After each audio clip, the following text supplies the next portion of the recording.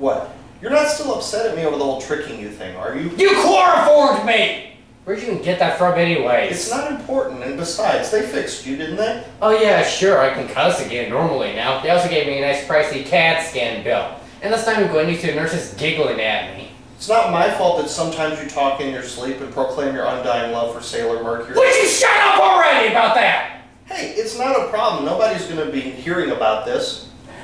Yeah, I guess it. Al, why is the camera already recording? Oops. Ah! 'Cause I've seen better days. I've been a star of little place. I've seen better days. And the bottom drops out. Well, it's time for another chapter of Better Days. Now, it's going to be a while before we can top Sheila being a homewrecker.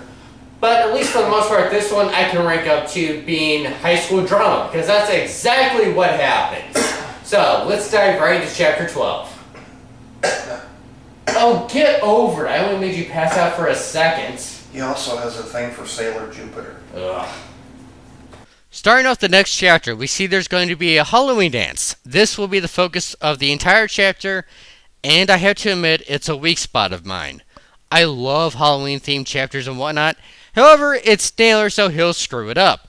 I'm assuming at least 1 year's passed since it's now October, and you'll see later that Fisk is driving. I guess they really will give anyone a driver's license. You can also notice the little detail that Lucy and Liz have their ears pierced now.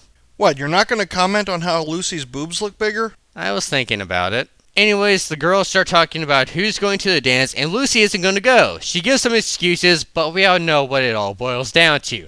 The only one she'd want to go with is Fisk. Yep, clearly, screwing her brother has had no negative psychological effects on her. None whatsoever. Okay, Mavis. You know black people are allowed to have white names, right, Naylor? Also, who is this girl? What happened to the other friend Lucy had from the sleepover? In the ending line, Lucy must be a lesbian because she doesn't care about dating anyone. Okay, I'm not even touching that comment, but here's a problem I see this whole chapter. Everything revolves around the idea that these kids have to show up with a date to the dance.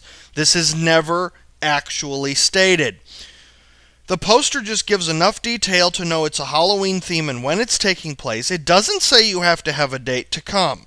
In fact, most dances, especially ones like a Halloween dance, are very relaxed about if you have to come with someone or not. So this whole stipulation is meaningless and forced upon the characters. Yeah, and it's because of the stipulation that all the bullshit in this chapter happens, but we are getting ahead of ourselves. The conversation continues on the next page, and Lucy's friend is quick to pick up that she hasn't dated anyone since Ted. And of course, Lucy says, no, it's not about Ted. Yes, it is. Well, Lucy continues to insist she's content, and the girl keeps pressuring her to go with someone. Even Liz is going. And here we see once again how much of a controlling bitch her mother is, as she's being forced to go with Marvin Lips. How the fuck do I even pronounce this? Does it really matter? Besides, I know you're not going to use the name anyways. Good point. It's a cliche nerd name, so that's all you really need to know. Meanwhile, on the guy's side of the comic, Fisk apparently found a new friend, and the guy is going to ask out a raccoon cheerleader. Now I want to stop here because I owe my thanks to a guy that covered Better Days before I ever started doing the chapters. I can't remember where to find his videos anymore, unfortunately. He had a hat and sunglasses and was drinking from this absurdly large mug. If anyone knows what I'm talking about, or if you yourself are watching this, please post a link to your video in the comment section down below. You mind getting to the point? Oh yeah. Before I never noticed before until he did his review, but raccoons in this series actually represent Native Americans. I did not know that. So yes, once again, a scavenger species is being used to represent someone native to their own land, as compared with the hyenas being Africans.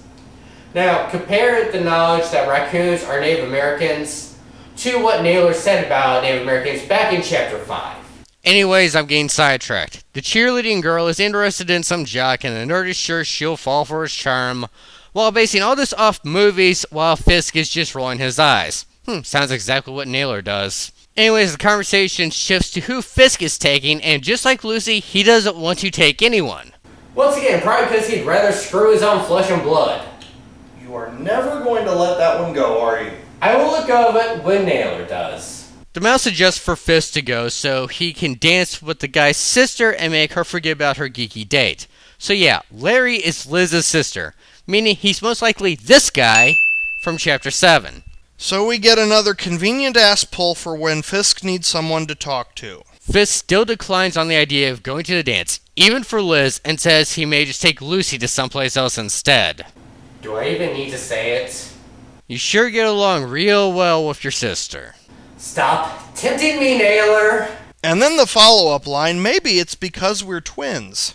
Or maybe it's because you banged her!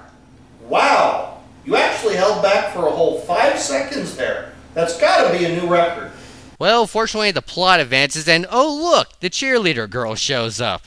Nerdboy can't talk to her, so it's up to Fisk instead. Yes, Fisk, go on. Talk to the pretty cheerleader. I'm sure she'd love to hear what you think about her ancestors. As it turns out, Fisk is a sucker for a pretty face, and wow, she treats Fisk exactly the same as the girl from Chapter 1. Seriously, compare Elise, who we won't be seeing after this page ever again, by the way, to the girl from the first chapter. Both of them look down on Fisk and treat him with kid gloves, even though he's now in high school.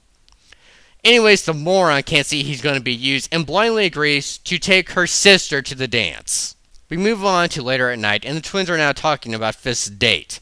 He's never actually met her even, but assumes she's got to be hot because she's related to the cheerleader. Brilliant logic. They go to the same school. How could he have never seen her or known about her? Well, at least Lucy seems to be enjoying teasing Fisk. It's about time she got some payback. Of course, this now means Lucy is feeling down, and she has to have a date. This can't end well.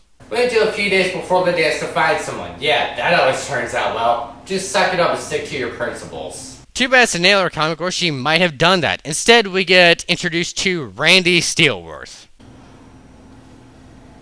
I don't think I can make fun of this one on name alone. You seem disappointed.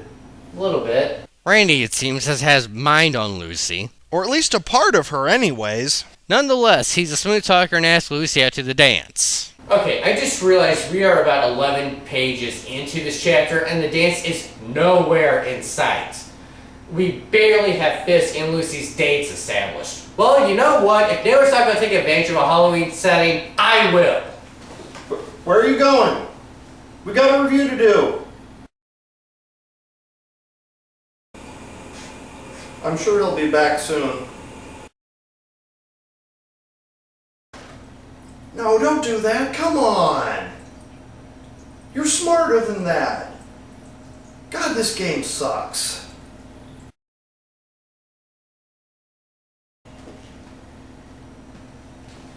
There we go. Much better. That took far too long for you to change into. Give me a break. I can't find my hat. Now, where was I? Oh yeah, Lucy goes from down in the dumps to gushing over this new guy. Now, normally I wouldn't have a problem with this. Again, it's cheesy high school love, but I doubt Randy is the only good guy that tried to ask Lucy out. And we all know she only accepted because her first choice is already taken. I love how she has to stop and pause when she tries to describe his smell. I love how obvious is this won't end well. Her friends are the first that aren't too sure about Randy. That's red flag number 1, and usually the most important one, by the way. It gets worse. On the next page, she talks to Fisk. He thought Randy was already dating someone. There's red flag number 2, within 3 panels, by the way. Anyways, Fisk seems a little bit jealous, and they actually start arguing. Lucy starts ranting at Fisk now, pissed that he's left her behind, and even says if she's lucky, he might actually come over in the middle of the night and dick her. Yeah, there's no way that was just a one-time thing. If anything good came out of this panel, it's that Fisk is more or less, for once in this entire comic, left speechless. Too bad she doesn't see her own faulty logic. She's only got a date because Fisk blindly agreed to date a girl because a pretty cheerleader asked him to. And in her rush to grab a date for the dance, I don't think anyone is going to really believe she is being a good judge of character. No, she's not. Neither of them are. They both are fuck-ups. Fisk, for once now, appears to be in the wrong and ends up getting a call from Liz looking to talk to Lucy. Instead, he decides to talk to her about his problems. Yes, because talking to your ex about your latest screw-up and how you didn't appreciate someone, just like what you did to her, is clearly a smart idea. Not much to say, really. I just covered most of it.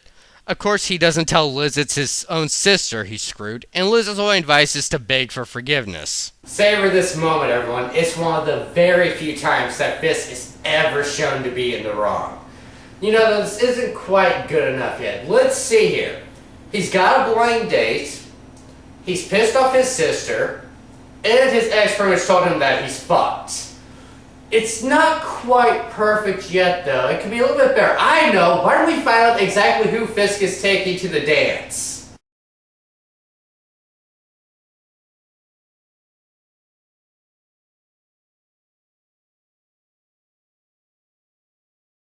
Perfect! Is she wearing what I think she's wearing? I don't know, but I don't care. I'm enjoying Fisk's misery far too much right now. I could get high off this. While Fisk is likely having the worst day of his life, Lucy seems to be doing better, getting a bouquet of flowers and a love letter that couldn't lay it on any thicker if Randy tried.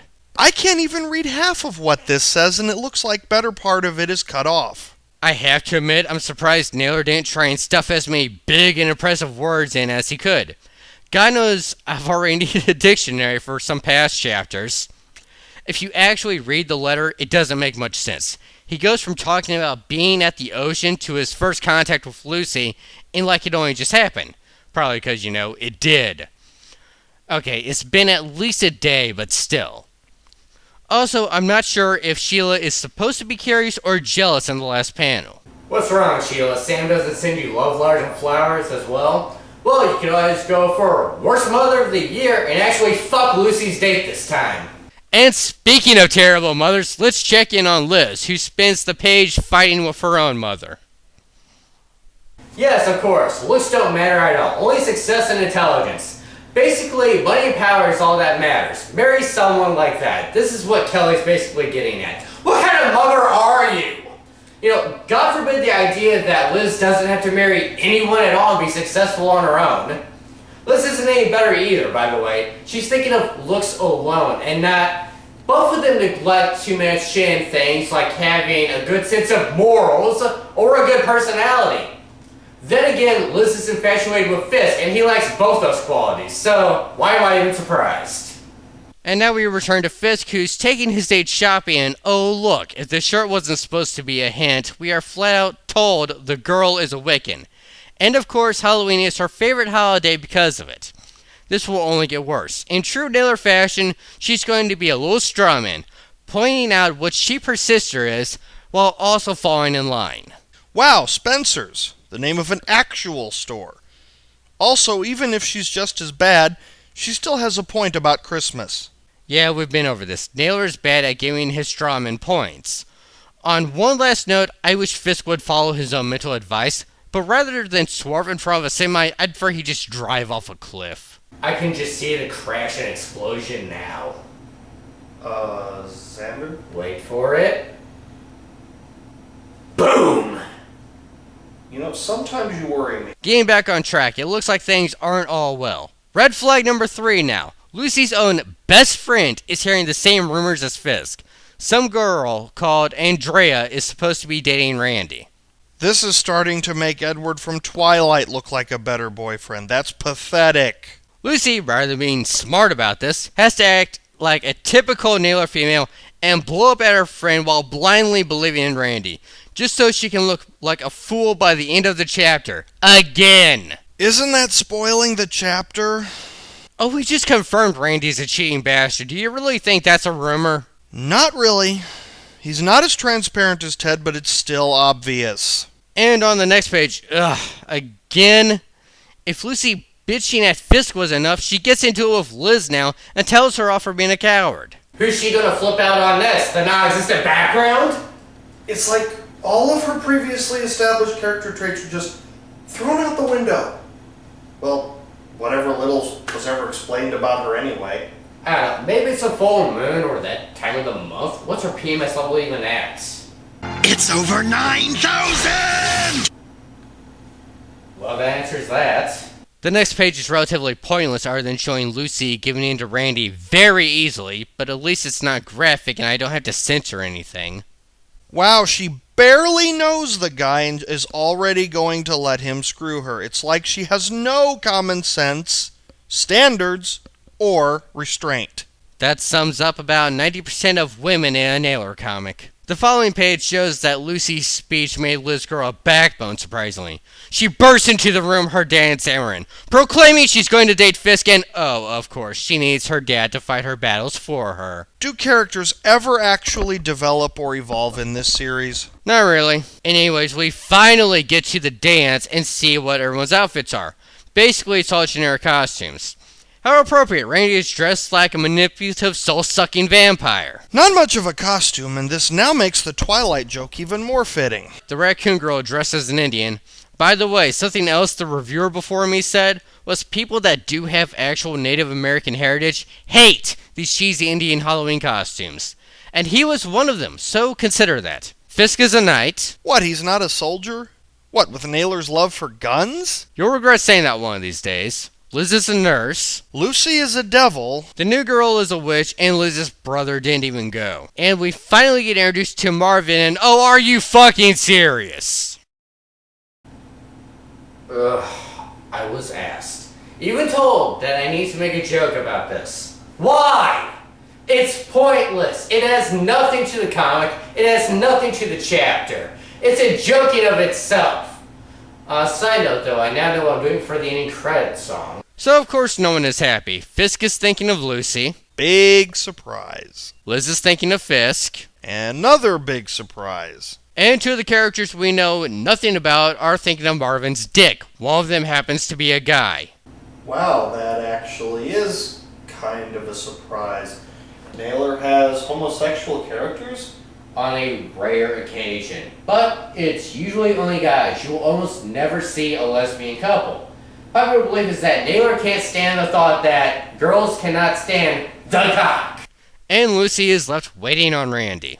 Well, Lucy's passing up dancing with anyone else and finally decides to go look for Randy. And oh look, there's Andrea at last. So wait a minute. She passes up going to the dance with any nice guys before Fisk had a date because she didn't think she'd go. But now, she won't even give them a dance despite being stood up by her date. She barely knows the guy. She's allowed to have fun without him. Furthermore, she shouldn't even be screwing him. They are just dates for the dance. Again, this is a tough call for me. The problem with this being a Naylor comic and a high school setting is the line between high school drama and Naylor being a retard gets very blurry.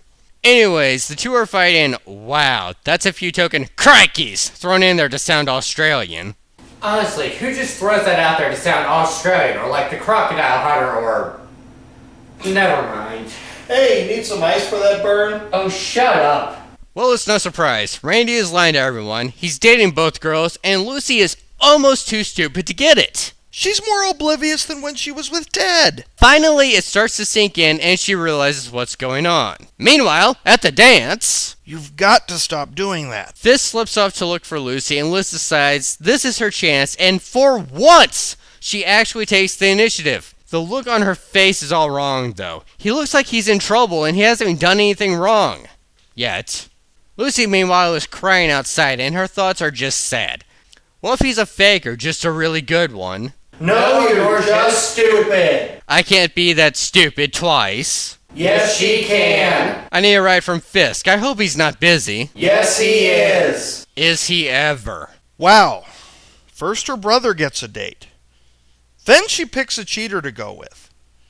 And now her brother is back with Liz. Can her night get any worse by this point? Oh, it gets worse. After Lucy gets done monologuing, Marissa shows up. Okay, let's back things up here. Lucy is pissed at boys for thinking with their dicks, but the girls are just as guilty for letting their hormones run wild. Lucy stuck with Randy on impulse despite the red flags we saw, and Liz tracked down Fisk, not the other way around. Conclusion, everyone is retarded. It's typical high school bullshit. No, that's implying this could actually happen. I don't think any girl would actually be as dumb as Lucy has been in this. Well, I said that things get worse, and now we see how. Marissa was one of Randy's victims and knows what he's up to, and that's why she's now a lesbian. What? Yep. Now, here's where it gets really stupid, and the whole fucking plotline falls apart, and Naylor shows he forgot what he wrote. If she's a lesbian, why go to the dance with Fisk? This is what you're thinking, right? It's what any sane person would be wondering. Well, she went with Fisk because she knew Randy would hurt Lucy. But if we rewind the clock, it was actually Elise that asked Fisk to take Marissa first. Lucy wasn't even going to go to the dance at this point in time, which means Marissa had no reason to accept Fisk at all. Good job, Naylor. You fucked up your own flow of events. Only a writer of the shittiest caliber can pull that one off. Well, what if, and I can't believe I'm saying this, I'm just trying to cover every possibility. What if she was settling for anyone that Randy would hurt? Alright? It's possible, I'll give you that, but very unlikely. Again, Randy didn't even have a date when she accepted. So, best case scenario is she would have went with any girl that got their heart broken by anyone. But more than likely, Naylor just fucked up. So everyone enjoy about the only time you will ever see a lesbian in a Naylor comic. Manipulative and selfish, just like any other straw man. Not to mention half the main cast as well. Also, I love the very awkward post-production fix Naylor made to Ulterior. He couldn't even bother to match the font. So Lucy storms off and decides to walk home, only to get flagged down by Randy, who insists on explaining himself to her. Oh god, he's not gonna rape her, is he? Fortunately, no. We cut to the end of the dance now. By the way, worst Halloween dance ever! We have about 13 or 14 pages of them in costumes, and including after the dance, roughly 34 pages of them not in costume. For Christ's sakes, Naylor, I'm doing a better job than you are. That is kind of pathetic. Well, Fisk gets home and Sheila is out spending the night with Sam, and I can't bash on her for it this time. Lucy also isn't home, but we find out in the next page what happened as she slips in and wakes Fisk up. We now get treated to a flashback and are shown how stupid Lucy is. I refuse to believe this. I refuse to believe a girl can be this dumb. Well, believe it, Randy, even though Lucy knows he's a cheating jerk, still managed to sweet-talk Lucy, treat her nice, and then screwed her brains out. Okay, Tang Whisperer, are you serious, Naylor? It's also hilarious. Fisk comments on how this guy can break a girl's heart but still end up with them. Gee, why does that sound familiar? Need I say more? Well, we get into the problem that happened last night. Lucy makes Randy always wear a condom, man. Wait. That's implying they've done this several times already. How is that possible with the timeline of events? I thought it was only days before the dance that Randy asked out Lucy. It's like Naylor doesn't plan any of this out. Oh good, you're starting to catch on! Anyways, Randy lied again and didn't use protection. So while Lucy is on the pill... You mean the conversation from 3 chapters ago is finally going to be important? Yeah. Anyway, she's on the pill, but she still needs to be checked for STDs. Not a lot to add to this, other than I'm not sure how they'd pull off this exam without Sheila finding out, even if she is gone for the night. Paying in cash would probably be more than a high schooler with no job could afford, but it's not like Naylor actually pays attention to these details. Lucy is okay, physically anyways, but she still wants to get revenge on Randy because, you know, that's all anyone ever thinks about, sex and revenge. Wow, so she'll do something about Randy, but no one will do anything to Ted. Guess so, but what is she going to do? No, surely he wouldn't write. I don't think she would actually.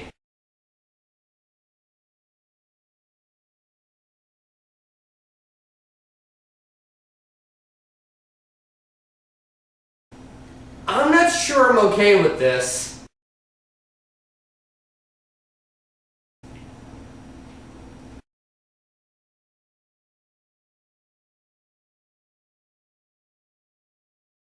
Don't show me that crap! I'm not sure if I'm ready for this from Oh now. god, here it comes!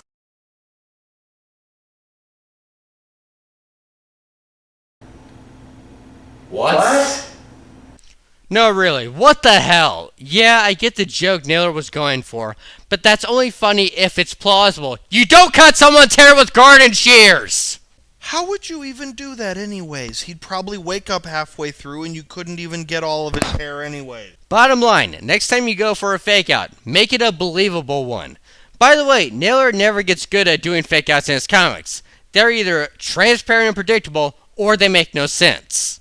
Anyways, now that that's over, the twins have a talk, and Lucy admits she's insanely jealous of Fisk, and that's the only reason she went with Randy. Gee, what a fucking surprise. And the last lines. No, Fisk, you don't know what that's like. You get whoever you fucking want. And to wrap up this chapter and show how misogynistic it all really is, we get a conversation between Lucy and Andrea. Randy is still pining for Lucy, and yet Andrea is still dating him. Wow, you know what? I just realized something. Andrea's like some of Naylor's fans. The more reasonable ones, the sensible ones that are too nice for their own good. They know Naylor's flawed, they know he's messed up, and they just firmly believe deep down in their heart that he will change and grow up, and you just don't have it in you to crush their hopes and dreams for him. Fortunately, that's why people like me exist. So let's see here. Fisk thinks with his dick and ends up with a bad date, but ends up with Liz anyways. Liz is safe because she went after Fisk, the fucking hero. Randy is a cheating dick, but still gets to keep his original girlfriend and got a bad haircut at worst. Lucy tries to date again and gets her heart broken into 1,000 tiny little pieces because she dared to date someone besides her brother. So that's chapter 12, and once again, I'm not sure where to draw the line between high school drama and bad writing. There's a lot of stupid high school drama, but there's also a lot of bad writing. For example, at the very beginning, it's implied that everyone is going with a date. You can usually show up to dances without dates. If you have to have a date for the Halloween dance, state that explicitly in the poster. Next, Naylor screwed up his own flow of events with the whole Marissa and Randy thing. Once again, misogyny at its finest. Lucy gets punished for dating a random guy. Fisk ends up with Liz by the end of the chapter, even though he was going with a random girl. And our cheater, once again, gets off extremely easily and even gets to keep his previous girlfriend as a result. Once again, women are made to look stupid in a Naylor comic. I think that pretty much sums up all my thoughts. Al, you can cover anything I missed. This costume's getting a little bit warm. I will see you guys next time. The biggest problem with this chapter is a staple of Naylor's writing in general, as I've noticed. He doesn't seem to write characters. He writes two-dimensional, fictional versions of real people-type behaviors. He doesn't understand how people think. He makes cardboard cutouts. His characters can't stand on their own. They don't have traits of a human. They speak like speeches straight out of his mind. There's no real dialogue. And that's just a minor problem, and it appears in every chapter. The problems that are specifically to this chapter that I was really upset about was the fact that, one, we didn't see a dance, when that was the point of the chapter. It's annoying. We see virtually nothing of it. You have characters like the cheater. That's his only purpose. I don't even need to say his name. That's his entire basis for existing. Every character represents an ideal. Fisk represents Naylor's self-image of himself. His perfect avatar, his Mary Sue. Lucy represents every female that Naylor has ever imagined in his mind because he's probably never actually had one. Clearly, the misogyny is a staple of his writing, and that shouldn't be the case because it distracts him as the writer from everything he could be writing about. It just amazes me how every chapter I read seems to have something bad about it. He is incapable of writing a good chapter.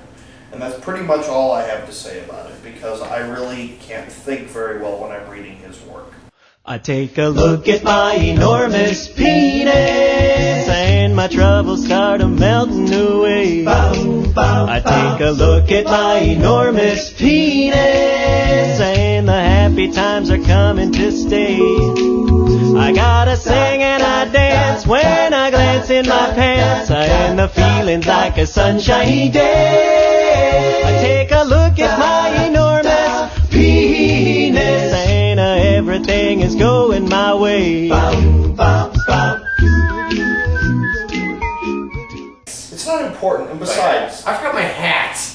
I knew I was forgetting something.